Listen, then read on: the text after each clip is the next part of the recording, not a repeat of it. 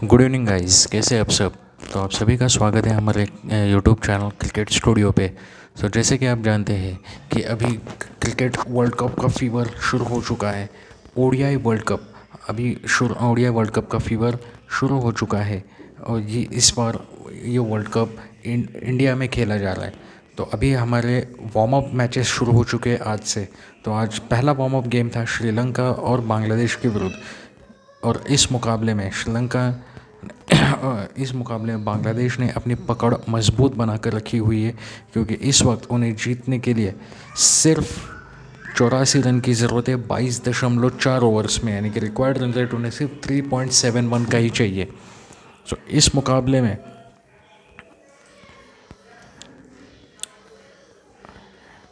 श्रीलंका ने टॉस जीतकर पहले बैटिंग करने का फैसला किया था। ये मुकाबला खेला जा रहा है बसपारा क्रिकेट स्टेडियम गुवाहाटी।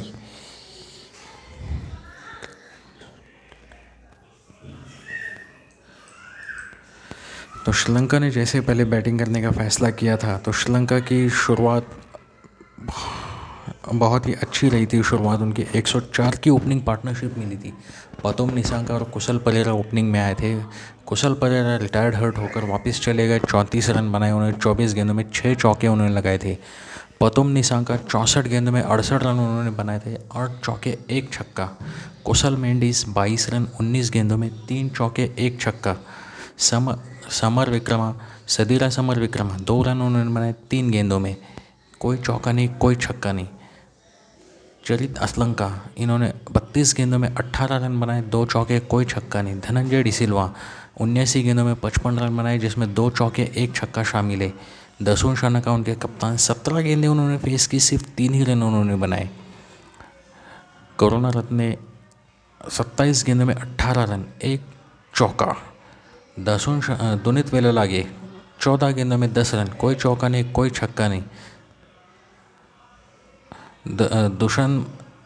दुष्यंत हेमंता, उन्होंने 9 गेंदों में 11 रन बनाए, कोई चौका नहीं, लेकिन 1 छक्का उन्होंने जड़ा था। और लाहिरू कुमारा 7 गेंदों में 13 रन, 1 चौका 1 छक्का। और इसी साथ श्रीलंका ने पहले बैटिंग करते हुए 49.1 ओवर में 263 रन बनाए थे, अपने पूरे 10 विकेटें खोकर। उनके कसुन रजिता, महेश दीक्षाना, मतीशा पतिराना और दिलशान मधुशंका, ये 4 खिलाड़ी भी इस टीम में श्रीलंका की तरफ से मौजूद है।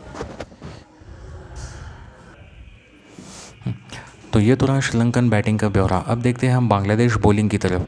बांग्लादेश की तरफ से मेहदी हसन मिराज ने 9 ओवर में 36 रन देकर 3 विकेटें ली है। तंजीम हसन साकिब ने 5.1 ओवर 33 रन 1 विकेट। शरीफुल इस्लाम ने 5 ओवर में 35 रन देकर 1 विकेट लिया है। नसूम अहमद ने 8 ओवर में 51 रन देकर 1 विकेट लिया है। और मेहदी हसन मिराज ने 10 ओवर में 32 रन देकर 1 विकेट लिया है। मेहदी हसन मिराज इस मैच में कप्तान थे बांग्लादेश के।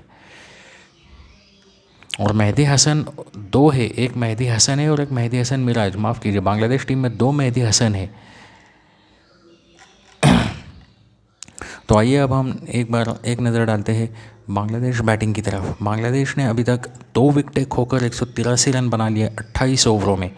तानजीर हसन ने 88 गेंदों में 84 रन बनाए हैं, 10 चौके 2 छक्के।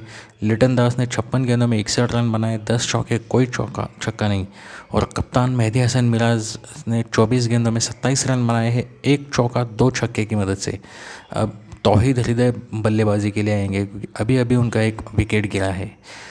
बांग्लादेश को जीत के लिए अभी भी 81 रनों की ज़रूरत है और उम्मीद यही की जा रही है कि बांग्लादेश यह मुकाबला आसानी से जीत जाएगा।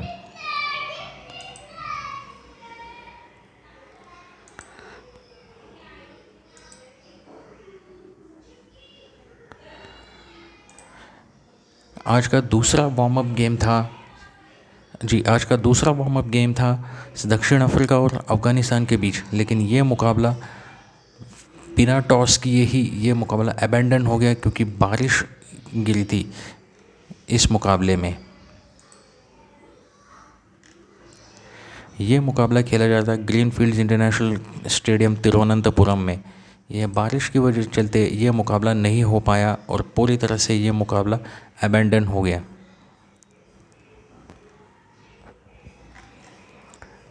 आज का तीसरा वार्म अप मुकाबला था पाकिस्तान और न्यूजीलैंड टीम के बीच, जिसमें पाकिस्तान ने पहली बार इंडिया में खेल रही थी और ज़बरदस्त बैटिंग की है उन्होंने। आइए अब नज़र डालते पाकिस्तान की बैटिंग की तरफ। तो पाकिस्तान की तरफ से ओपनिंग करते हुए शफीक ने 25 गेंदों में 14 रन बनाए, एक चौका। इमामुल हक 10 गेंदों में 1 रन, कोई चौका नहीं कोई छक्का नहीं। बाबर आजम 84 गेंदों में 80 रन बनाए, उन्होंने 8 चौके और 2 छक्के लगाए। मोहम्मद रिजवान 94 गेंदों में 103 रन बनाए, 9 चौके 2 छक्के, रिटायर्ड होकर वापस चले गए पवेलियन। सऊद शकील 53 गेंदों में 75 रन, 5 चौके और 4 छक्के उन्होंने लगाए। आगा सलमान 23 गेंदों में 33 रन, 3 चौके 1 छक्का लगाए। शादाब खान 11 गेंदों में 16 रन, कोई चौका नहीं कोई छक्का नहीं। इफ्तिखार अहमद 3 गेंदें उन्होंने खेली, 7 रन उन्होंने, जिसमें 1 छक्का उन्होंने लगाया था। इस प्रकार उन्होंने 50 ओवर अपने निर्धारित 50 ओवरों में 5 विकेटें खोकर 345 रन उन्होंने बनाए थे। न्यूजीलैंड के सामने उन्होंने 346 रनों का लक्ष्य रखा है। 114 रनों की शानदार पार्टनरशिप की थी बाबर आजम और मोहम्मद रिजवान, इन दोनों दोस्तों ने।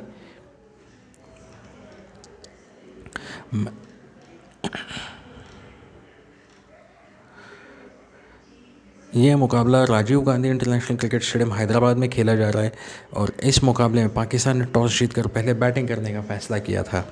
आइए अब हम नज़र डालते हैं न्यूजीलैंड की बॉलिंग की तरफ।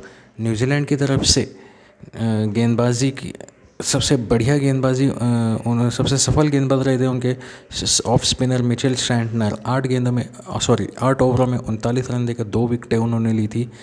मैट हेनरी 3 ओवर में 8 रन 1 विकेट और 7 ओवर में 59 रन 1 विकेट लिया था नीशम ने। और लॉकी फर्ग्यूसन 4 ओवर में 34 रन 1 विकेट उन्हें मिला था।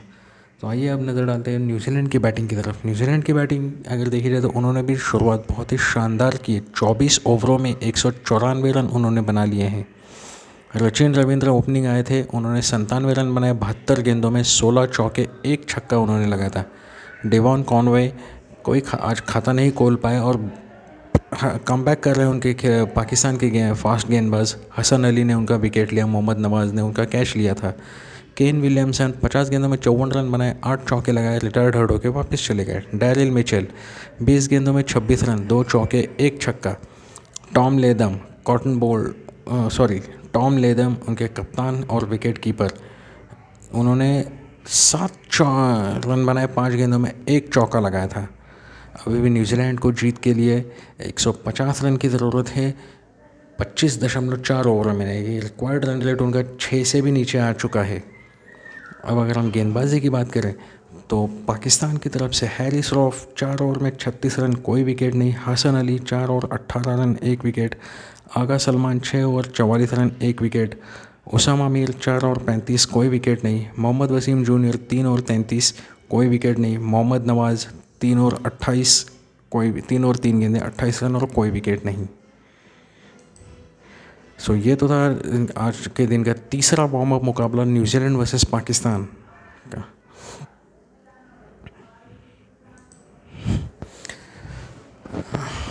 अब अगले वार्म अप मुकाबले, कल जो 2 वार्म अप मुकाबले होने वाले हैं, जिसमें पहला मुकाबला है भारत और इंग्लैंड के बीच बसपारा क्रिकेट स्टेडियम गुवाहाटी में। और दूसरा वार्म अप मुकाबला है ऑस्ट्रेलिया और नीदरलैंड्स के बीच ग्रीनफील्ड इंटरनेशनल स्टेडियम तिरुवनंतपुरम में। ये 2 वार्म अप मुकाबले कल होने वाले हैं।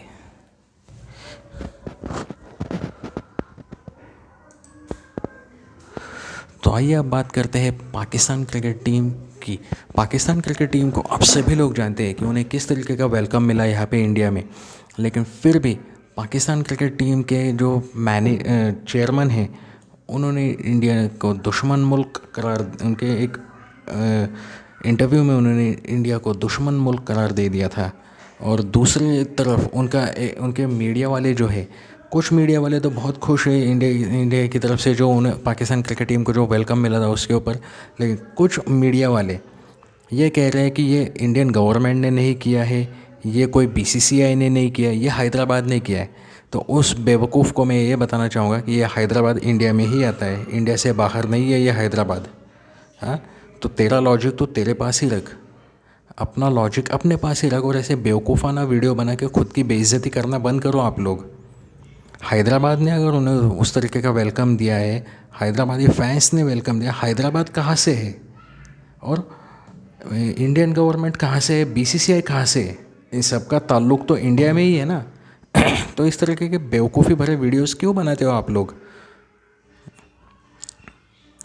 तो चाहे जो कुछ भी हो, पाकिस्तानी क्रिकेट टीम ने इंडियन मेहमान नवाजी को बहुत ही अच्छे तरीके से उन्होंने नवाजा है। उन्होंने कहा है कि उनका बहुत ही अच्छे तरीके से वेलकम किया गया है इंडिया में, और हमारे लिए ये बहुत ही खुशी की बात है। और दूसरी बात, पाकिस्तान के कुछ मीडियाज़ है जैसे कि दाऊद एंड अली, सवेरा पाशा एंड अली इमरान, सैयद अली इमरान, और उसके बाद है रिजवान हैदर और मोहसिन अली, और उसके बाद एक और है उनके जो कि एक और उनके है जर्नलिस्ट, क्या उनका नाम है, वासे हबीब एंड इफ़ी कमर। इन चारों चैनल्स पे मतलब इंडिया ने जो वेलकम किया है पाकिस्तान टीम का, जमकर तारीफ़ हुई है इन चारों की तरफ से। तो जो कुछ लोग हैं जो नेगेटिविटी फैलाते हैं, हमें उनकी ओर ध्यान नहीं देना है, हमें सिर्फ अपने काम की तरफ ही ध्यान देना है। हम अच्छा काम करते रहेंगे तो दुनिया में हमारी इज़्ज़त होगी। अगर इसी तरीके से पाकिस्तान के चेयरमैन और पाकिस्तान के कुछ मीडिया इसी तरीके से बिहेव करते रहे, तो मैं यही कहूँगा कि आगे भी, इस बार तो एशिया कप के लिए नहीं भेजा था इंडिया को पाकिस्तान खेलने के लिए, लेकिन चैम्पियंस ट्रॉफी में भी नहीं भेजेंगे। अगर इसी तरीके का उनका बिहेवियर रहा तो इंडियन टीम को हमारी इंडियन गवर्नमेंट चैम्पियंस ट्रॉफी में भी नहीं भेजेगी पाकिस्तान खेलने के लिए। तो बहरहाल गाइज़, ये था आज की तरह आज के वीडियो में मेरी तरफ से goodbye and take care.